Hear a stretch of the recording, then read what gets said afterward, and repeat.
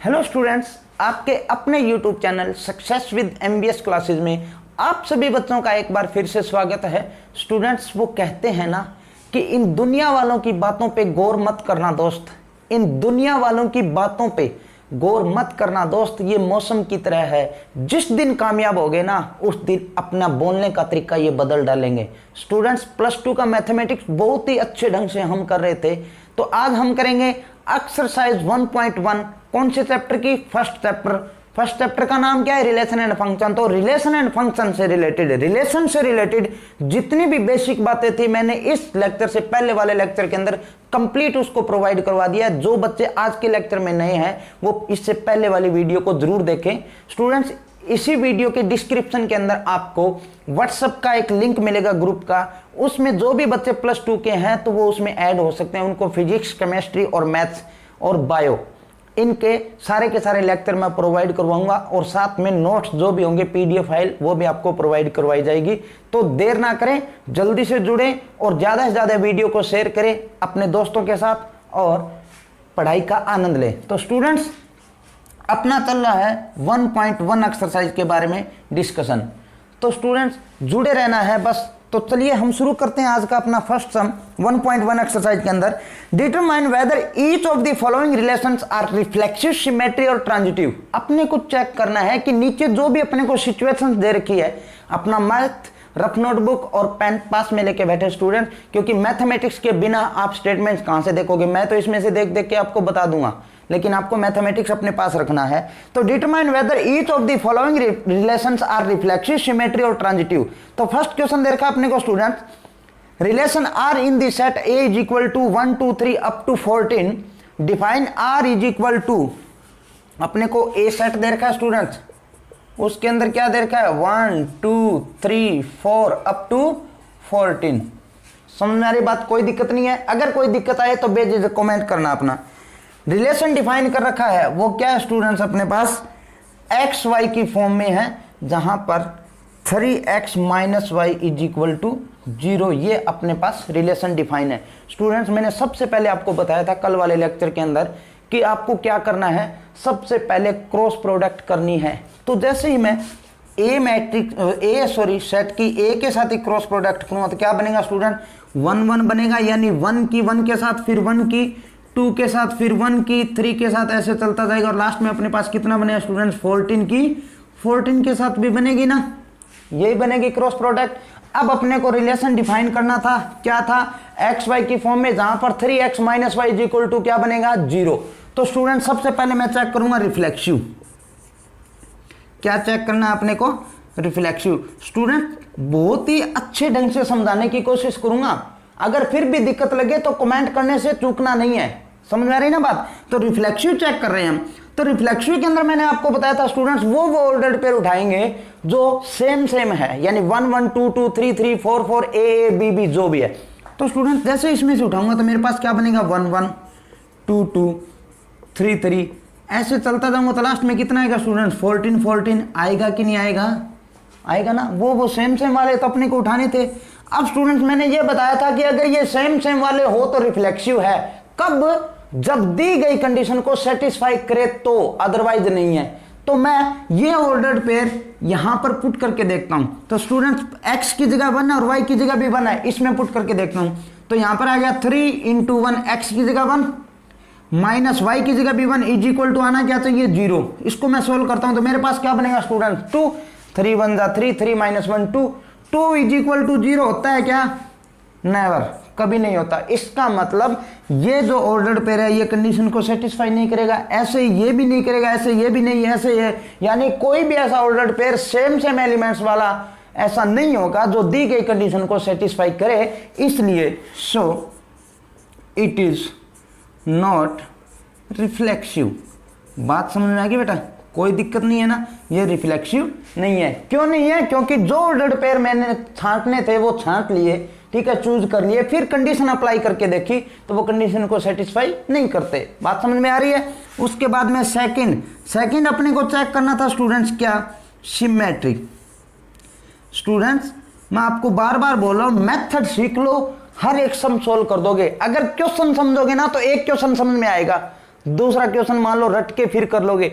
जब तक आप रटना नहीं छोड़ोगे तब तक मैथमेटिक्स नहीं आएगा। मैथ अगर आपको सीखना है, मैथ वास्तव में सीखा जा सकता है, रटा नहीं जा सकता। रटोगे तो मैथ कभी नहीं आएगा, और सीखना है तो मेथड सीखना पड़ेगा, उसकी जो बेसिक बात है उसको सीखना पड़ेगा।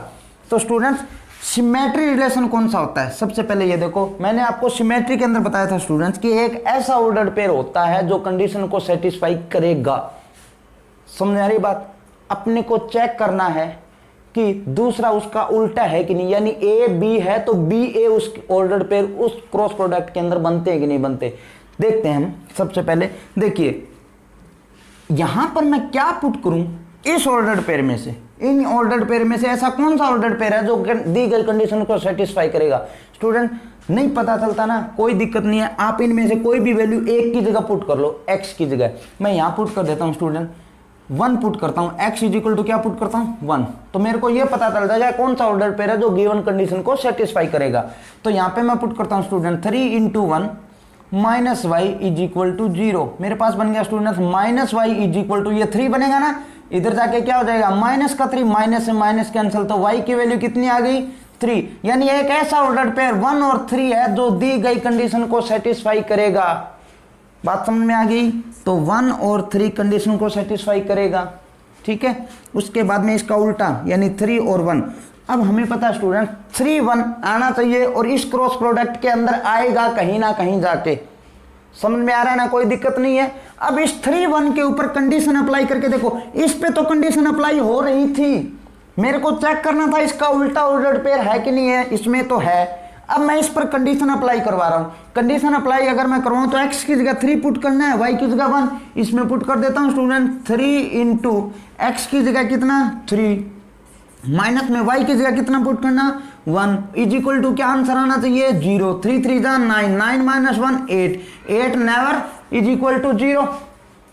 तो ये अपने पास कौन सा नहीं है students, it is not symmetry. बात समझ में आ रही है ना बेटा, कोई दिक्कत नहीं है, किसी भी प्रकार की कोई दिक्कत नहीं होनी चाहिए। बेसिक बात समझते जाना।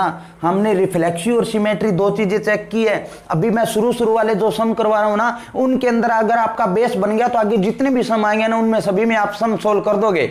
लेकिन जब तक बेस नहीं बनेगा, जब तक बेसिक बात क्लियर नहीं होगी ना, तब तक आप सोल्व नहीं कर पाओगे। तो बेसिक बात समझाने के लिए मैं बिल्कुल आराम से आपको करवा रहा हूं। रिफ्लेक्सिव सेम ऑर्डर पेयर उठाने थे मेरे को, यानी सेम एलिमेंट्स वाले 1 1 2 2 3 3 4 4, कोई दिक्कत नहीं। फिर ये उठाने के बाद में मेरे को क्या करना था, दी गई कंडीशन इस पर सेटिस्फाई करवानी थी। तो ये 1 1 x की जगह 1, y की जगह 1, इस कंडीशन के अंदर मैंने अप्लाई कर दी, पुट कर दी। जैसे मैंने चेक किया, मेरे पास आंसर क्या आ रहा था, आना चाहिए था 0, लेकिन आ क्या रहा था 2। इसका मतलब कंडीशन सेटिस्फाई नहीं हो रही ना, किसी भी ऑर्डर्ड पेयर से कंडीशन सेटिस्फाई नहीं होती, इसलिए ये कौन सा नहीं है, रिफ्लेक्सिव नहीं है। उसके बाद में सिमेट्री चेक करना था। सिमेट्री के अंदर मैंने आपको कल वाले लेक्चर के अंदर बताया स्टूडेंट कि एक ऐसा ऑर्डर्ड पेयर होगा जो गिवन कंडीशन को सेटिस्फाई करेगा। तो मैंने एक ऑर्डर्ड पेयर कैसे चूज किया स्टूडेंट्स, आपको सहूलियत के लिए मैं बता रहा हूं कि आपको क्या करना है, x की जगह कोई भी एक वैल्यू पुट कर लो, इसमें से लास्ट वाली तो पुट मत कर लेना, शुरू वाली कुछ भी पुट कर लो। जैसे ही आपने पुट की तो आपके पास क्या है, y की वैल्यू कितनी आ गई, 3। तो आपको पता चल गया स्टूडेंट्स, एक तो 1 और 3, ये 2 एलिमेंट्स ऐसे हैं जो गिवन कंडीशन को सेटिस्फाई करते हैं। मैंने ये लिख लिया। अब इसका उल्टा देखना है, यानी 1 3 है तो 3 1, 3 1 ऑर्डर्ड पेयर इसके अंदर बनेगा ए क्रॉस ए में, ठीक है। अब इस पर मैं क्या करता हूं स्टूडेंट्स, कंडीशन अप्लाई करवाता हूं। कंडीशन अप्लाई करके मैंने देखा तो मेरे पास आंसर क्या आ रहा है, 8। आना क्या चाहिए था, 0। इसका मतलब ये भी गिवन कंडीशन को सेटिस्फाई नहीं करता। तो ये अपने पास कौन सा रिलेशन नहीं है, सिमेट्री रिलेशन नहीं है। उसके बाद में लास्ट जो है स्टूडेंट्स अपना, वो थर्ड है। वो क्या है, ट्रांजिटिव। ट्रांजिटिव क्या होता है स्टूडेंट, ट्रांजिटिव होता है 2 ऑर्डर्ड पेयर ऐसे होंगे जो गिवन कंडीशन को सेटिस्फाई करेंगे। तो स्टूडेंट्स एक चीज मैं थोड़ी सी आपको बता दूं, और आपको भी महसूस हुआ होगा कि पहला जो एलिमेंट है ना, उस सेकंड जो एलिमेंट होगा उसका 3 टाइम होगा, 1 3, तो ये कंडीशन सेटिस्फाई होगी। और ट्रांजिटिव के अंदर क्या था, 2 ऑर्डर्ड पेयर अपने को ऐसे उठाने थे जो गिवन कंडीशन को सेटिस्फाई करते हैं। तो देखिए 1 और 3 गिवन कंडीशन को सेटिस्फाई करेंगे, और मेरे को पता स्टूडेंट 3 और 9। देखिए इसका लास्ट एलिमेंट और दूसरे ऑर्डर पेयर का फर्स्ट एलिमेंट सेम होगा। समझ में आ रहा है ना? तो 1 3 कंडीशन को सेटिस्फाई करेगा, ऐसे 3 9 भी, x की जगह 3 और y की जगह 9 पुट करके देख लो आप, सेटिस्फाई होगी कंडीशन।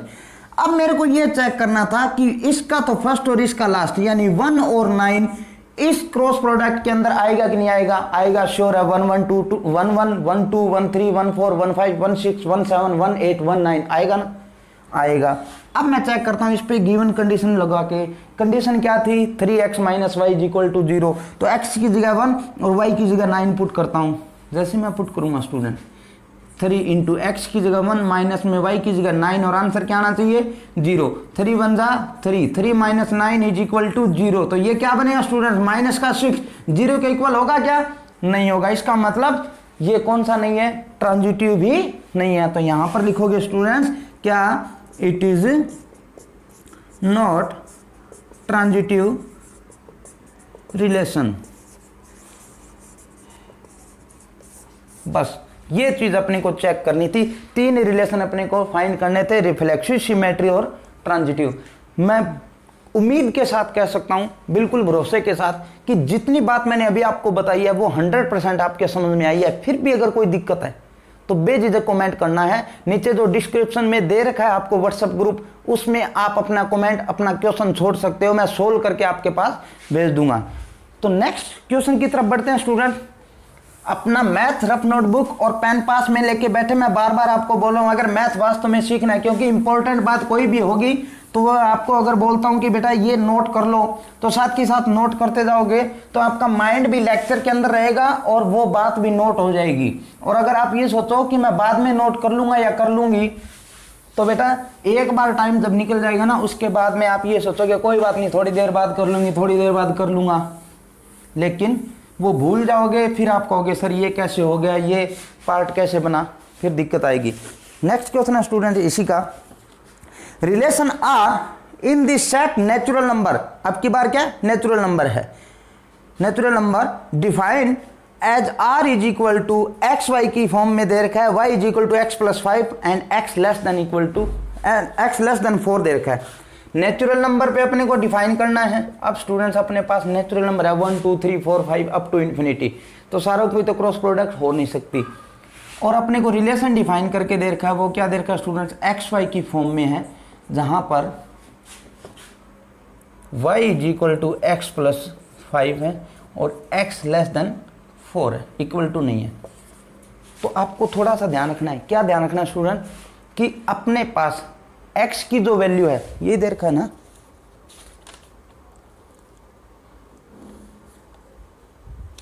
यही है, ठीक है, लेस देन इक्वल टू नहीं है, लेस देन है। समझ में आ गई बात? तो कहता है कि y इज इक्वल टू, यानी सेकेंड एलिमेंट कैसे आना चाहिए?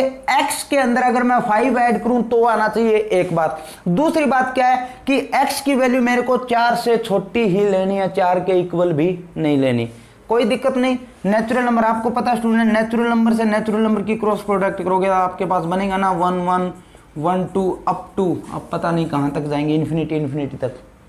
लेकिन आपको जब ऐसे भी ना करना पड़े ना, तो बेझिझक, कोई दिक्कत नहीं है, आप मान लेना let we have natural number A B C, A B C 3 elements मान के चल लेना, क्योंकि आपके माइंड में ये होना चाहिए कि नेचुरल नंबर क्या चीज होती है। नेचुरल नंबर आपको पता है पॉजिटिव होते हैं सारे के सारे, और 1 से चलते हैं और कहां तक जाते हैं? इन्फिनिटी तक। तो ए बी सी आपने उठा लिए। अब स्टूडेंट्स एक चीज देखो, मेरे को चेक करना है रिफ्लेक्सिव। रिफ्लेक्सिव के लिए आपको क्या करना था? सेम ऑर्डर्ड पेयर उठाने थे ना, सेम एलिमेंट्स वाले, यानी ये 1 1 2 2 ये ना उठा के मैं यहां से उठा रहा हूं, 3 एलिमेंट्स है, 3 उठा लिया। ए ए क्रॉस प्रोडक्ट करूंगा तो बनेगा ना ए ए बी बी सी सी बनेगा। तो ए ए बी बी और सी सी, बस थोड़ा सा ध्यान से समझते जाना इसको। अब देखिए मेरे को ऑर्डर्ड पेयर उठाने थे, वो मैंने चूज कर लिए। अब मैं क्या करता हूं स्टूडेंट्स, ये ऑर्डर्ड पेयर इस गिवन कंडीशन के अंदर पुट करके देखता हूं। तो x की जगह मेरे को a पुट करना है, y की जगह भी a पुट करना है। यहां पे a पुट करता हूं, यहां पर भी a। तो a is equal to a plus 5, क्या ऐसा पॉसिबल है? अगर बाय द मैं यहां पे 1 पुट करता, मान लो 1 इज इक्वल टू 1 प्लस 5, तो क्या 1 इज इक्वल टू 6 बनता क्या बेटा? कभी नहीं बनेगा ना।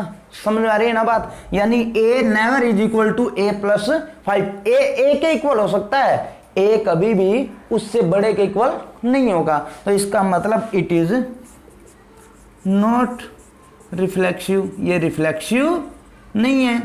उसके बाद में हमें चेक करना था स्टूडेंट्स कौन सा, सेकंड सिमेट्री।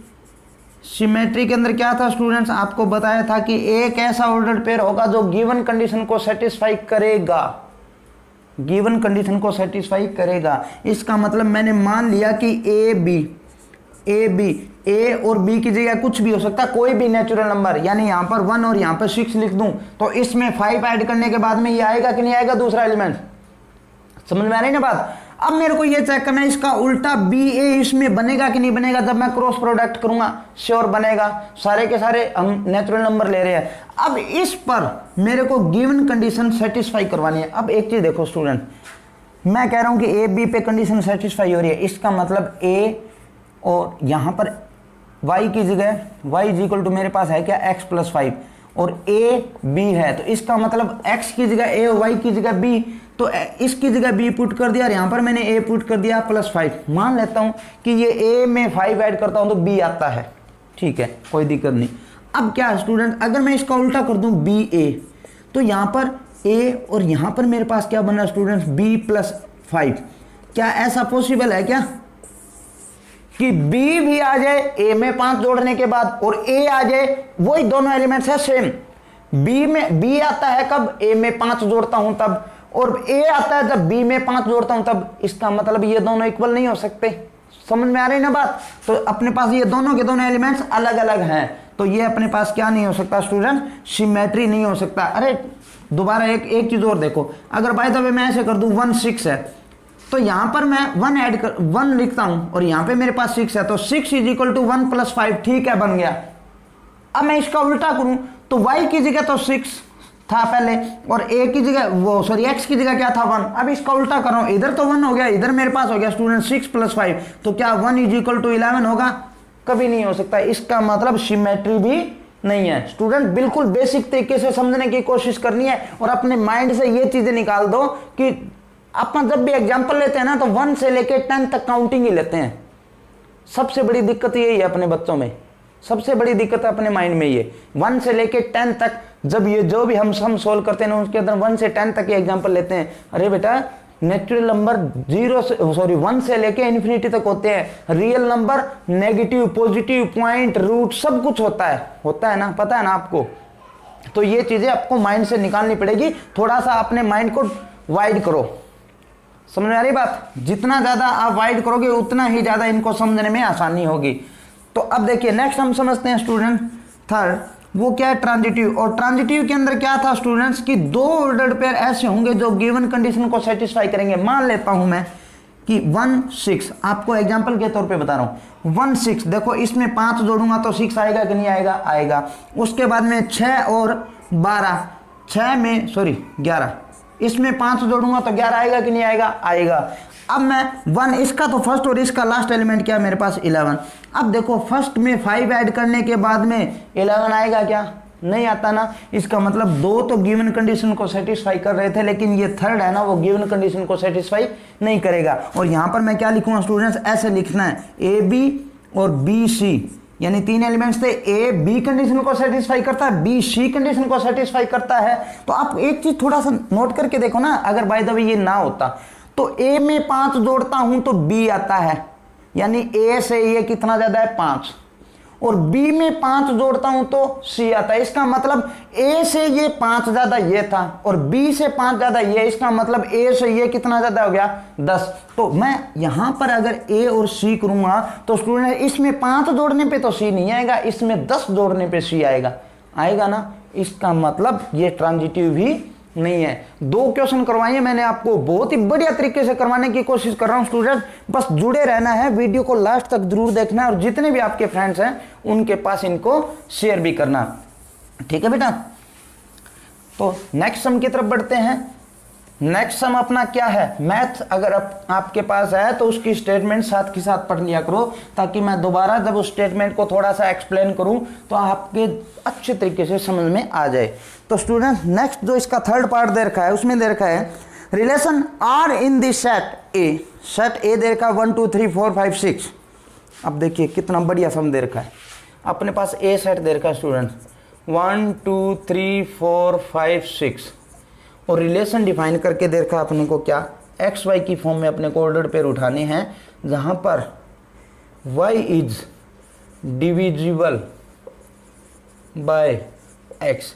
वाई जो है ना सेकंड जो एलिमेंट है वो फर्स्ट से क्या होना चाहिए, डिवाइड होना चाहिए। तो अपने को सबसे पहले ए क्रॉस ए करना है, ए क्रॉस ए किया तो मेरे को पता स्टूडेंट्स क्या आएगा 1 1 1 2 1 3 अप टू कहां तक जाएगा स्टूडेंट्स 6 6। ये तो एलिमेंट्स इतने थे कि इनकी अगर मैं क्रॉस प्रोडक्ट करता तो भी पॉसिबल थी, मैं कर देता, लेकिन पूरा सेट दे दिया जाए नेचुरल नंबर, तो नेचुरल नंबर कहां तक है, उनकी सारों की क्रॉस प्रोडक्ट तो नहीं कर सकते, रियल नंबर की भी नहीं कर सकते ना सारों की, हाँ मान के चल सकते हैं कुछ एक इतने इतने हैं, समझ में आ रही ना। अब देखो अपने को चेक करना है क्या, रिफ्लेक्सिव। रिफ्लेक्सिव के लिए सबसे पहले ऑर्डर्ड पेयर कौन कौन से उठानी है, सेम सेम, इसका मतलब 1 1 2 2 3 3 अप टू 6 6।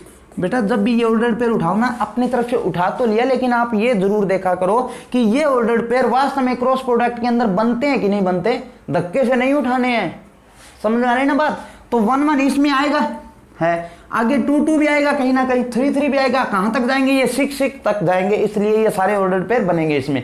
अब मैं एक चीज चेक करता हूं, कंडीशन जो दे रखी थी वो क्या, कंडीशन ये थी स्टूडेंट कि y is divisible bye x, यानी सेकंड एलिमेंट फर्स्ट से क्या होना चाहिए, डिवाइड, पूरा पूरा डिवाइड होना चाहिए, पॉइंट्स के अंदर कोई वैल्यू नहीं आनी चाहिए। तो देखो सेकंड एलिमेंट फर्स्ट से डिवाइड होगा ना, अरे होगा, क्यों होगा, अरे सेम है, सेम तो सेम को छुट्टी कर ही देता ना, सेम सेम की बात समझ में आ रही है ना।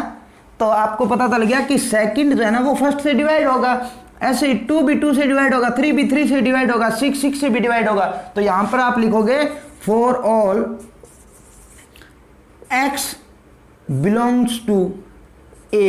x का मतलब स्टूडेंट जो अपने पास एलिमेंट्स है वो सारे, फॉर ऑल x, सारे के सारे एलिमेंट्स के लिए जो किस में बिलोंग करते हैं, a के लिए, इट इज रिफ्लेक्सिव। ये क्या बनता है अपने पास, रिफ्लेक्सिव, सारों के लिए पॉसिबल है ना, सो इट इज रिफ्लेक्सिव। बात समझ में आ गई, ये अपना पहला हो गया रिफ्लेक्सिव, अब की बार बन गया। अब दूसरा करते हैं स्टूडेंट अपने पास क्या, सिमेट्री। और सिमेट्री के अंदर मैंने आपको बताया स्टूडेंट्स कि ऐसा ऑर्डर्ड पेयर होगा जो गिवन कंडीशन को सेटिस्फाई करेगा।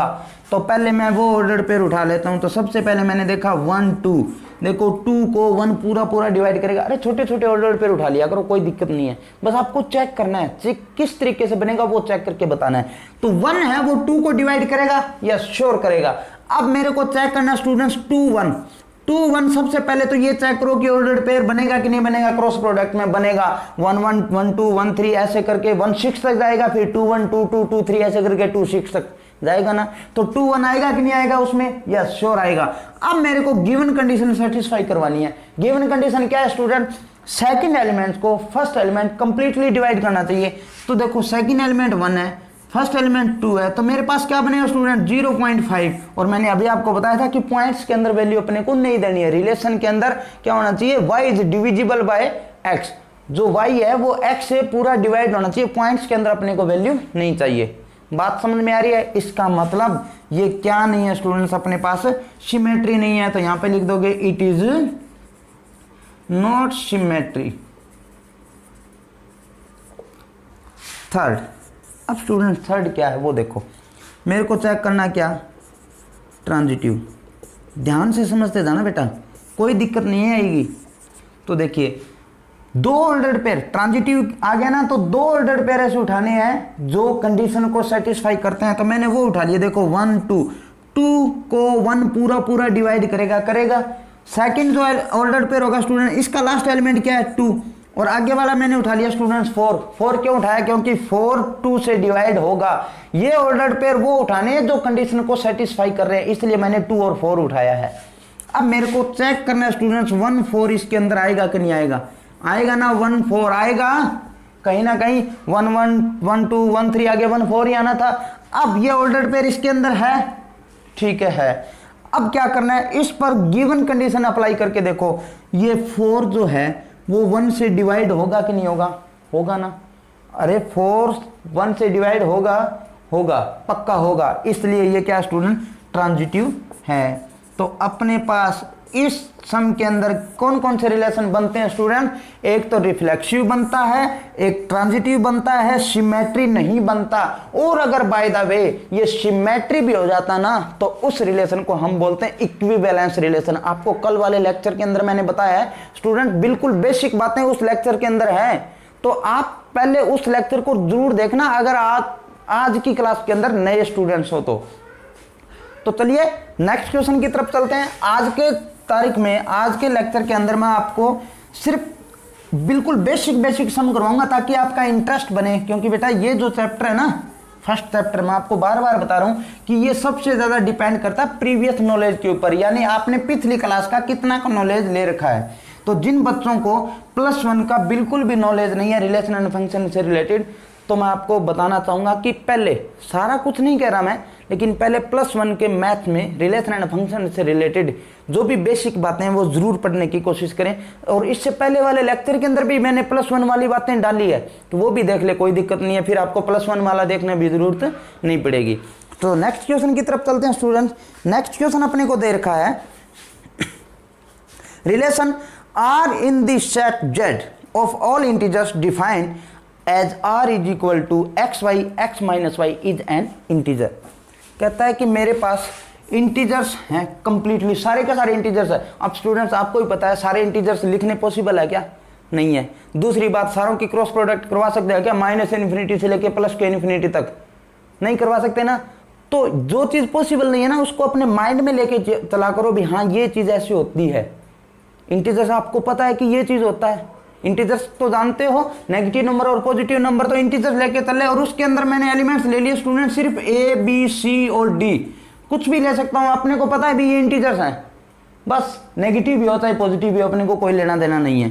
अब स्टूडेंट्स एक चीज़ देखो, इसने रिलेशन डिफाइन करके दे रखा था, वो क्या दे रखा था, एक्स वाई की फॉर्म में होगा, जहाँ पर x माइनस वाई करूँ ना, वो क्या आना चाहिए, एन इंटीजर, क्या आना चाहिए, एक इंटीजर आना चाहिए, बस सिंपल है, बहुत ही आसान है। तो अगर मैं z क्रॉस z करूँगा तो क्या बनेगा students, a b b c c d d, ऐसे a b भी बनेगा, a c भी बनेगा, a d, फिर b a b b b c, ऐसे करके सारे बनेंगे। तो क्रॉस प्रोडक्ट मैं नहीं करवा रहा, क्यों नहीं करवा रहा, क्योंकि इंटीजर्स थे, सारा का सारा सेट था इसलिए। तो स्टूडेंट्स रिफ्लेक्सिव चेक करेंगे, रिफ्लेक्सिव के अंदर मेरे को इस बात का पता है कि जितने भी इंटीजर्स मेरे पास होंगे ना उनका सेम ऑर्डर पेयर बनेगा ही बनेगा। तो ए बी बी सी सी और डी डी, मैंने ये ऑर्डर पेयर उठा लिए। अब मेरे को क्या करना था, फर्स्ट एलिमेंट में से सेकंड एलिमेंट माइनस करना था। तो a माइनस ए करूँगा तो क्या आंसर आएगा स्टूडेंट, 0। b माइनस बी करूँगा तो भी 0, c माइनस सी करूँगा तो भी 0, d माइनस डी करूँगा तो भी 0। और 0 इंटीजर होता है कि नहीं होता, ये बात आपको पता होनी चाहिए, 0 इंटीजर होता है कि नहीं होता, होता है। नेगेटिव नंबर, पॉजिटिव नंबर और 0, ये सारे मिलके, यानी नेगेटिव वाले नंबर और होल नंबर कहां से स्टार्ट होते हैं, 0 से लेके सारे पॉजिटिव नंबर और नेगेटिव नंबर सारे मिलके क्या बनते हैं स्टूडेंट्स, इंटीजर्स बनते हैं। तो इसका मतलब ये रिफ्लेक्सिव बन गया, कोई दिक्कत नहीं है। उसके बाद में सेकंड हम लेके चलते हैं स्टूडेंट्स, क्या, सिमेट्री। तो सिमेट्री रिलेशन कौन सा होता है बेटा, सिमेट्री होता है कि गिवन कंडीशन को सेटिस्फाई करने वाला एक ऑर्डर पेयर है। आपने मान लिया कि एक इंटीजर्स में से दूसरा, ये इंटीजर हैं दोनों के दोनों, तो आपको पता चल गया एक इंटीजर में से दूसरे इंटीजर को माइनस करूंगा तो क्या आएगा, इंटीजर ही जो आएगा, चाहे वो प्लस का है चाहे माइनस का है, अपने को कोई लेना देना नहीं है। अरे बेटा ऐसे करके देख लो ना, भी 1 2 है तो 1 में से 2 माइनस करूंगा तो क्या बनेगा, माइनस का 1 बनेगा, इंटीजर है कि नहीं है। और अगर मैं इसका उल्टा करूं, बी ए, क्या कर दिया उल्टा, बी ए, तो बी ए का मतलब क्या स्टूडेंट्स, 2 1, तो 2 में से 1 माइनस करूंगा तो क्या बनेगा, मेरे पास 1 बनेगा ना।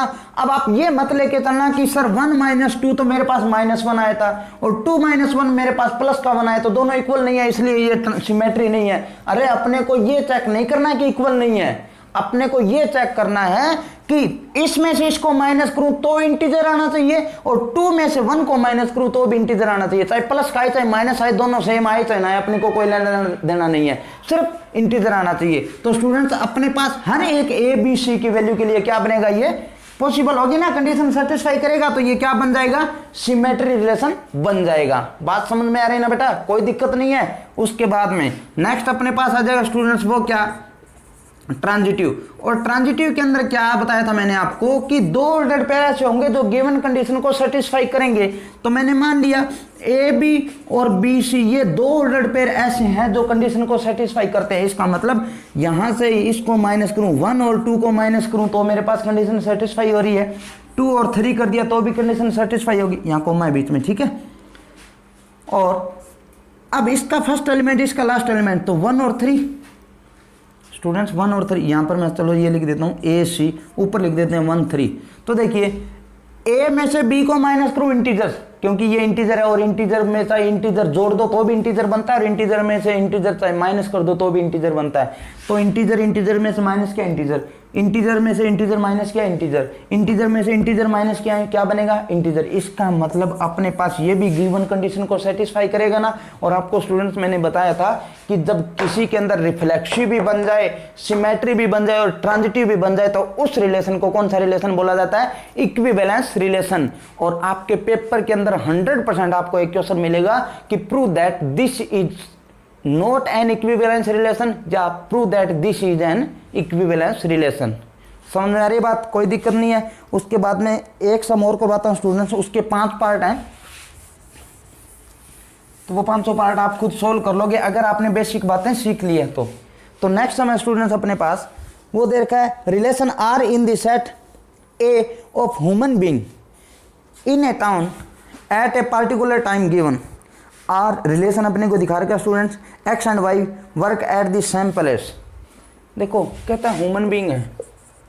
अब आपको ही पता है बेटा कि ह्यूमन बीइंग्स की आप इकट्ठे करके क्रॉस प्रोडक्ट थोड़ी करेंगे, लेकिन अपने माइंड में बिठा के रखना भी क्रॉस प्रोडक्ट का मतलब एक चीज़ ये दूसरी इसके साथ ये अटैच है, फिर ये इसके साथ ये चीज़ अटैच है। बात समझ में आ रही है ना, वैसे आपस में रिलेशन होगा उनका, वो चीज़ें।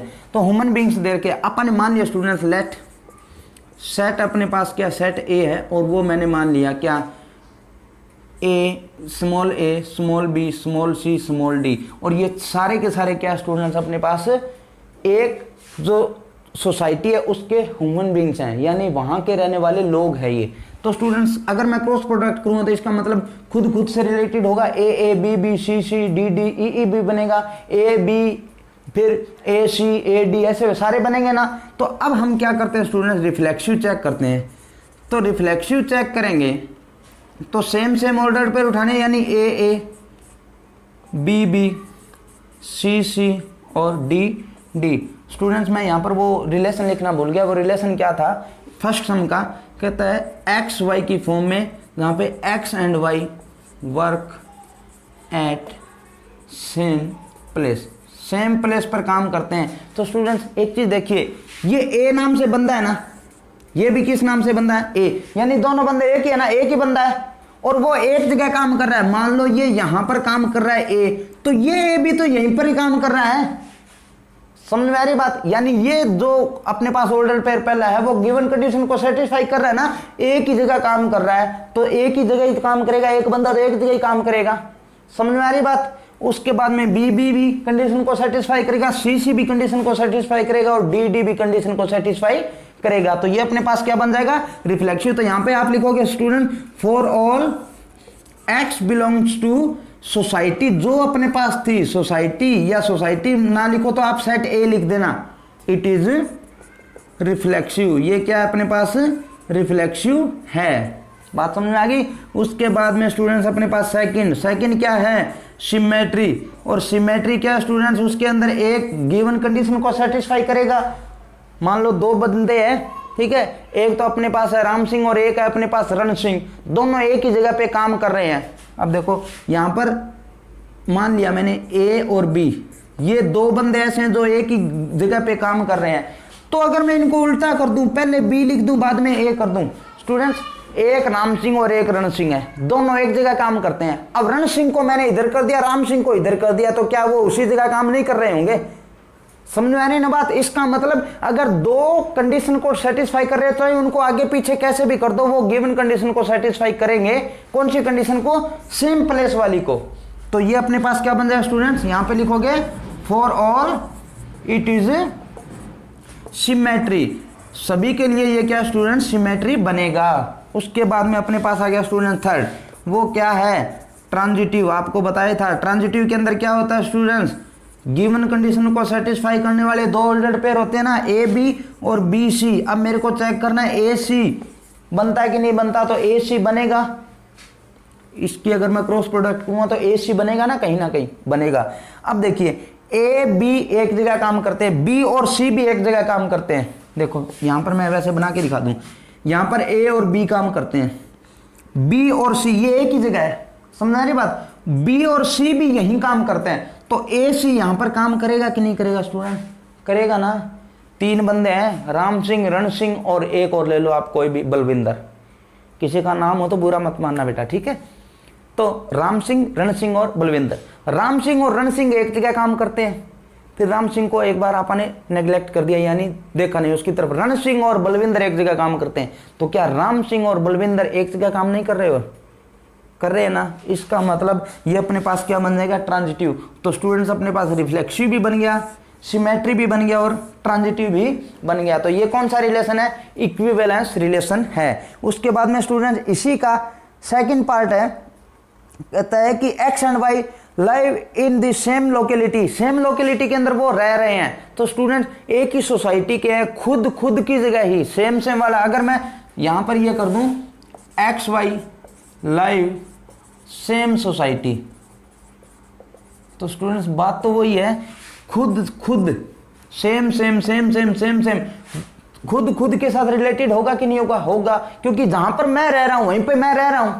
यही बात है ना, ये भी मैं हूं और ये भी मैं हूं। इसका मतलब जहां पर ये पहले वाला रह रहा है वहीं पे दूसरा रहेगा, एक बंदा तो एक ही जगह रहेगा।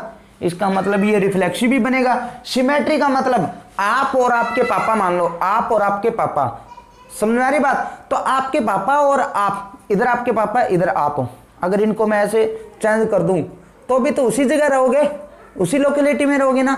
तो ये अपने पास क्या बन जाएगा सिमेट्री। उसके बाद में ट्रांजिटिव। ट्रांजिटिव क्या स्टूडेंट, आप, आपके पापा और आपकी बहन, तो आप और आपके पापा एक जगह रहते हो, आपके पापा और आपकी बहन भी एक जगह रहती है, तो आप और आपकी बहन एक जगह रहते हो कि नहीं रहते, उसी घर में तो रहते हो, वही लोकेलिटी आपकी। इसका मतलब ये क्या बन जाएगा अपने पास ट्रांजिटिव भी बन जाएगा, ऐसी सिमेट्री भी बन जाएगा, कोई दिक्कत नहीं है ना।